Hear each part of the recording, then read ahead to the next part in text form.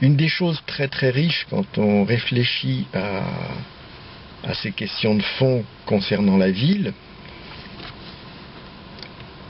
c'est d'échanger entre des cultures différentes de la ville. Je pense que Sébastien a dû bien poser la problématique. Il a dû dire, bon, il y aura 6 degrés de plus, qu'est-ce qu'on va faire, quoi. La thématique générale, c'est vivre, rêver, la ville et les paysages avec le changement climatique. On tire avec le mot avec, c'est-à-dire que c'est pas contre. Après un chapeau commun qui en présentera la problématique globale, à savoir le changement, le phénomène, présenté par Bernard Seguin, eh bien, nous aurons ensuite ces 4 thématiques. La première sur l'influence sur la société, sur la santé aussi, donc les modes de vie, la santé. Et c'est Dominique Boisson-Cadard donc qui a la charge de ce thème-là. Ensuite la ville, l'architecture, l'urbanisme, animé par Sébastien Georgis.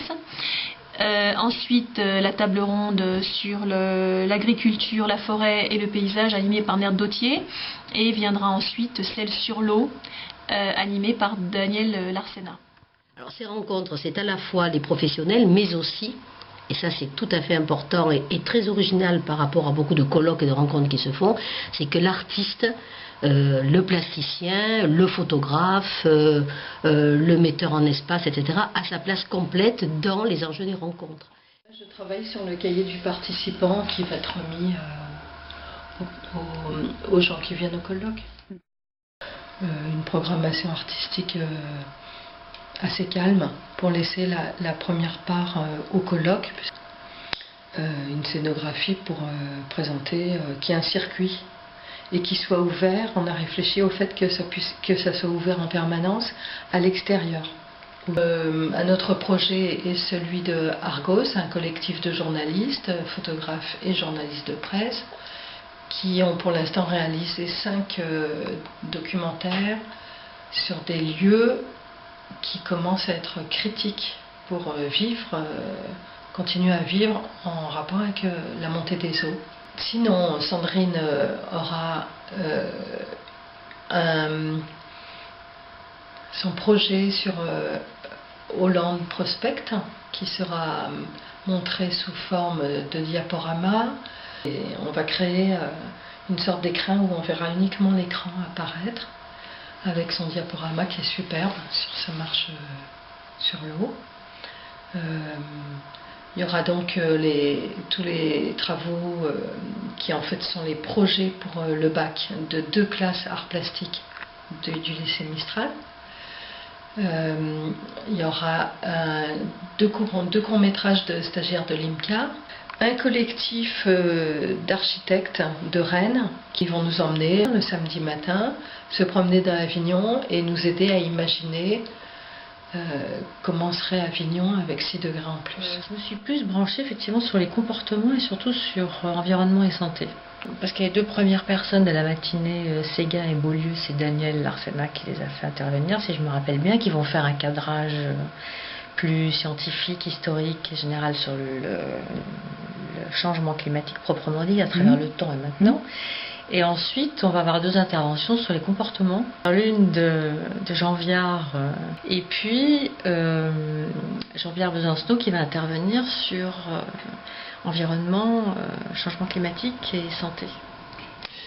Parmi les thèmes qu'on va aborder pendant les rencontres, celui dont je m'occupe plus particulièrement est lié à mon métier, c'est-à-dire comment faire la ville, comment dessiner la ville, l'espace public, le territoire, le paysage, au regard des bouleversements climatiques à venir. Mais en fait, il y a 2 volets sur l'eau.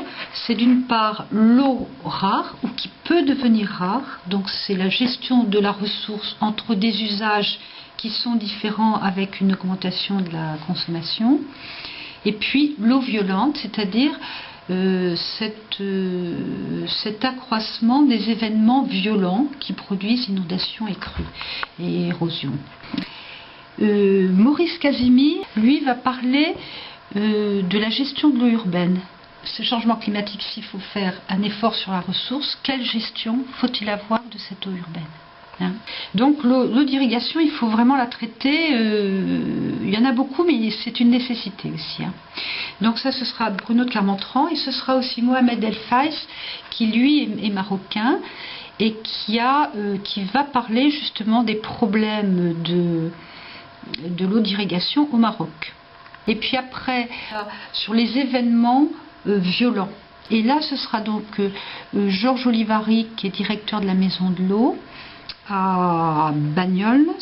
Et en pendant, il y aura un exemple qui sera donné par Madame Vieux-Melchior, qui a travaillé au schéma d'aménagement général des eaux de la Drôme.